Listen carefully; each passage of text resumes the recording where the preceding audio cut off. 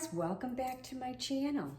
Are you constantly buying green onions every week when you go grocery shopping? Because mostly every recipe calls for green onions or onions in general.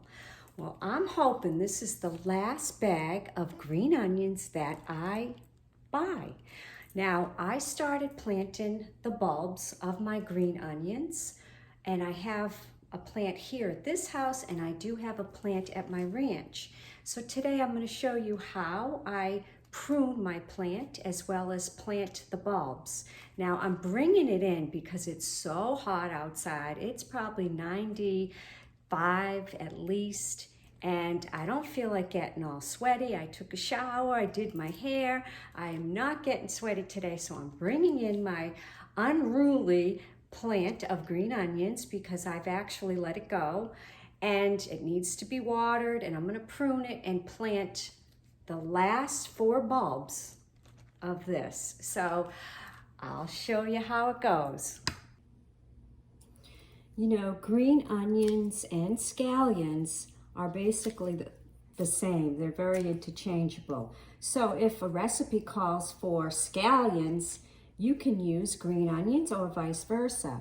Now, a cup of scallions or green onions, they have twice the daily recommended amount of vitamin K, and which helps keeps the bone strong, and 25% of the daily vitamin C, and that's a great antioxidant which helps your cells from damage. So right now what I'm doing is I'm just clipping my green onions because they got a little long, and it does need some water. I was noticing that it needed an overhaul, so I brought it in because it's so hot outside. And I saved myself some of the green onion bulb that I bought, and I just save them because I know that eventually I will get to planting these.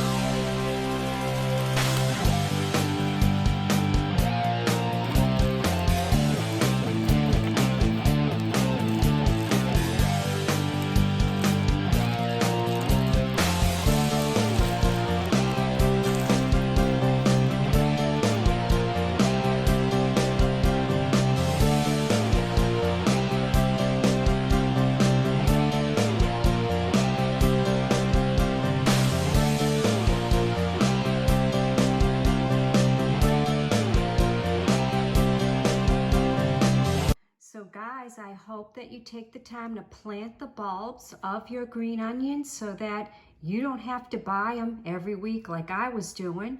And it's very easy to do. Just get yourself a little pot and some soil and just plant the bulbs and you'll have green onions in no time. I'm going to be using what I harvested today in a recipe later on, and it's going to be good. All right, guys, well, I'm making a butter rub for tonight's dinner, and I chopped up some garlic here. I'm going to add that in. Stir that around. And I will be adding in some green onion that I got earlier.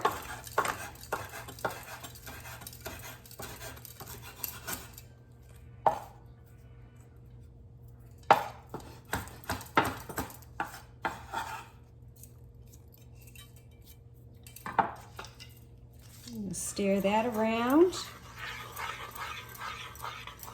So you're probably wondering, what is she going to make with this butter rub? Well, I'll show you.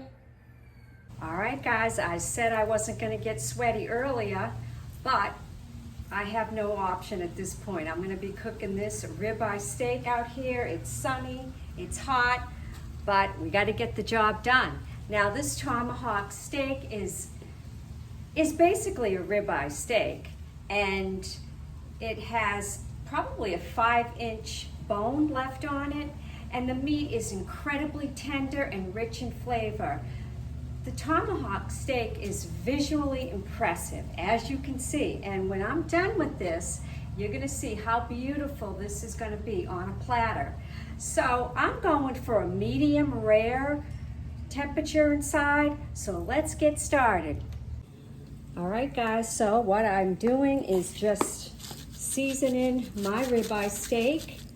I brought it to room temperature, and I just like to keep it simple. Salt and pepper. Make sure you get the sides. Really what I'm gonna do with this is get a really nice crust, and then I'm gonna start basting it with that butter sauce that I made earlier. All right, guys, it's ready to go on the grill. All right, I just brought out my garlic butter with green onion. I will be basting this soon. Let's see how we're doing. I'm gonna just kind of turn it around every now and then.